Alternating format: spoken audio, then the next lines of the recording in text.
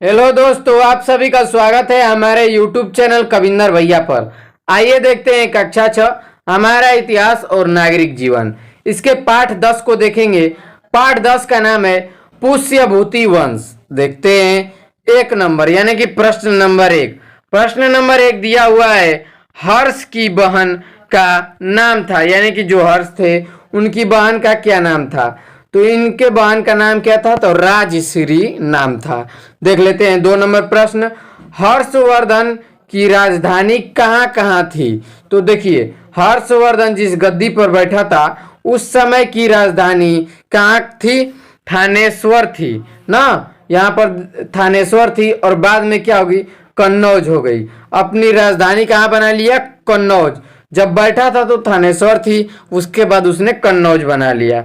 आगे देख लेते हैं, दिया है 3 नंबर प्रश्न, ह्वेंग सांग ने हर्ष के विषय में क्या लिखा है। तो इसका उत्तर देखते हैं। ह्वेंग सांग ने हर्ष के विषय में लिखा है कि हर्षवर्धन एक प्रजापालक एवं उदार शासक था। उसने जिन राज्यों पर विजय प्राप्त की थी उन राज्यों ने हर्ष की अधीनता स्वीकार कर ली। हर्षवर्धन ने अपने संपूर्ण साम्राज्य की व्यवस्था के लिए उसे भुक्तियों यानी कि प्रांतों, विषयों तथा ग्रामों में विभाजित किया। उसके शासन में अपराध कम होते थे, यानी कि जो हर्षवर्धन थे उनके शासन में अपराध बहुत ही कम होते थे। अपराध करने वाले को कठोर दंड दिया जाता था, यानी कि जो अपराध करता था उसे कठोर दंड दिया जाता था। हर्ष को बौद्ध धर्म से लगाव था। उसने कन्नौज में एक विशाल धर्म सभा भी बुलाई थी। हर्ष जो था उसको बौद्ध धर्म से बहुत लगाव था, उसने विशाल सभा भी बुलाई थी। वह बहुत दानी था, यानी कि जो हर्ष था, हर्षवर्धन था, वह दानी था। वह हर 5 वर्ष में अपनी सारी संचित संपत्ति प्रयाग के मेले में दान कर देता था, यानी जो उसकी संपत्ति थी वो 5 वर्ष में क्या करता था, हर 5वें वर्ष में दान कर देता था। उन्होंने कहा, भारत महान देश है, हर्ष जैसे लोगों की वजह से ही भारत जो है महान देश हुआ। कैसे कि उन हर्षवर्धन के जैसे लोगों के वजह से ही। 4 नंबर प्रश्न देखते हैं, निम्नलिखित का 2 वाक्यों में उत्तर दीजिए। हर्षवर्धन और बौद्ध धर्म। देखिए, जो हर्षवर्धन है और बौद्ध धर्म है, अ नंबर में दिया है, और ब नंबर में दिया है शिक्षक के संरक्षक के रूप में हर्षवर्धन, यानी कि 2 वाक्यों में लिखना है, ठीक ना।